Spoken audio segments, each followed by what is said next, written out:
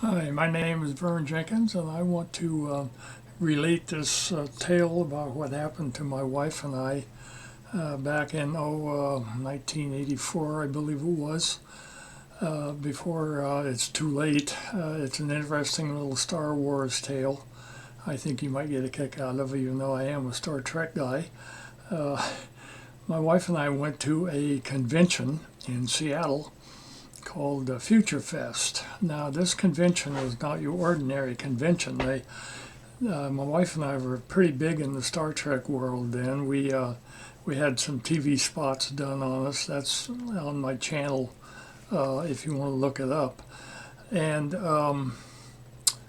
we got this invitation for Future Fest from this young man. His father apparently was pretty well off, and he had talked him into giving them the money to put on a Star Trek or a science fiction convention. And he did, and he put on a pretty damn good one. He got Module Barrett Roddenberry, who I got in a good argument with. That's another story. He brought in Bijo and John Trimble. We had BB Bash from Star Trek 3. We had, what was it, 2? Yeah, anyway, Carol Marcus, anyway. We had, oh gosh, who was it?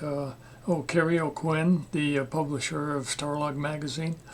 A few others too. I've got videotapes of the festival.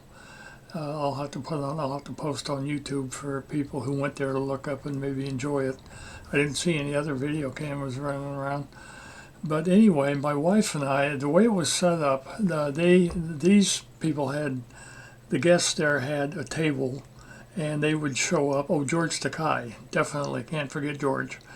These people had they had a table set up for the guest, and we would sit there and talk to them, and then the guest would go get rooms and talk to people. Module was there with her Lincoln Enterprises selling stuff, and I got in a big argument with her over the belt buckle that they were selling for the Star Trek II uniforms, because it's just a little teeny tiny thing. And I don't know if you can make it out. My wife's uniform is right back there, and I've got a belt buckle that I made for it myself, because the belt buckle she sold was too small, and I mentioned that to her, and she got royally pissed off at me, and we kind of had a little out right there.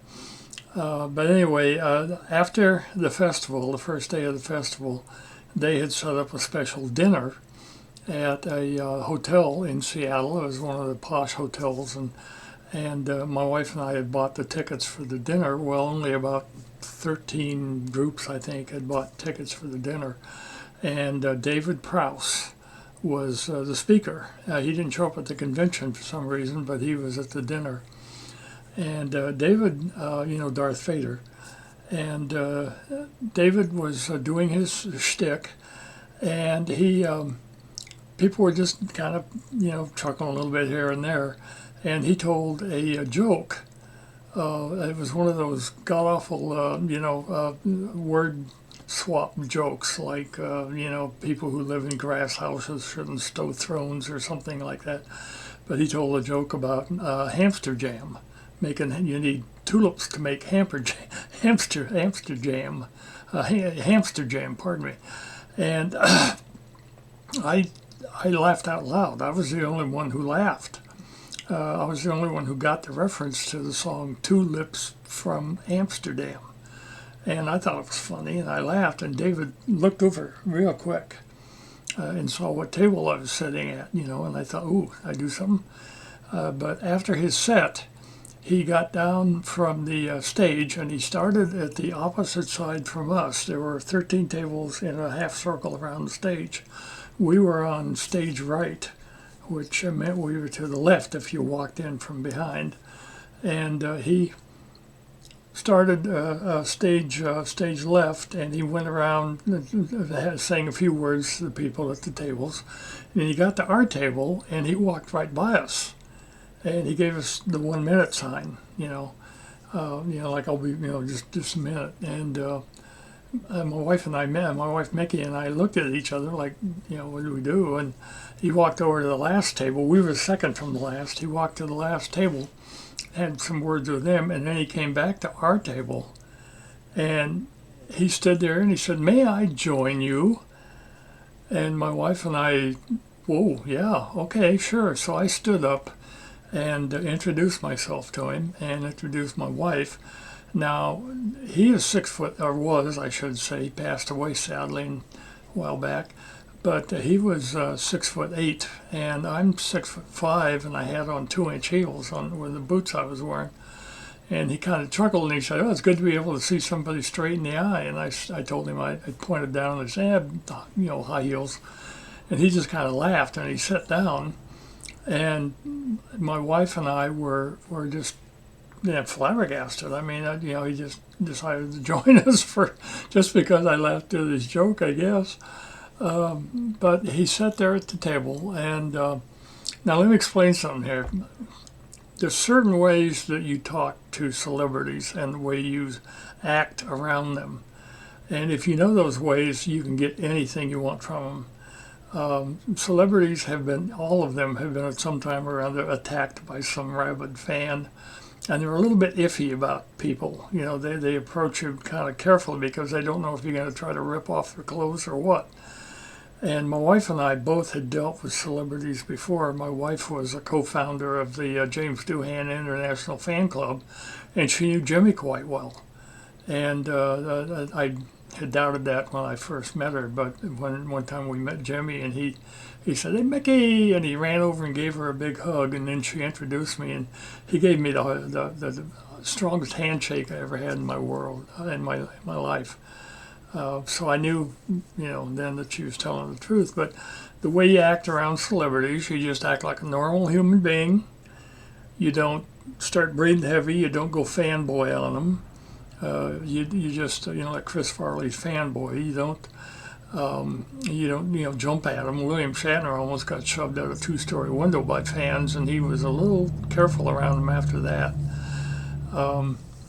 But I sat down, and the first thing I asked David, after we all got settled and exchanged little pleasantries, first thing I asked him, I said, "So David, what are you working on now?"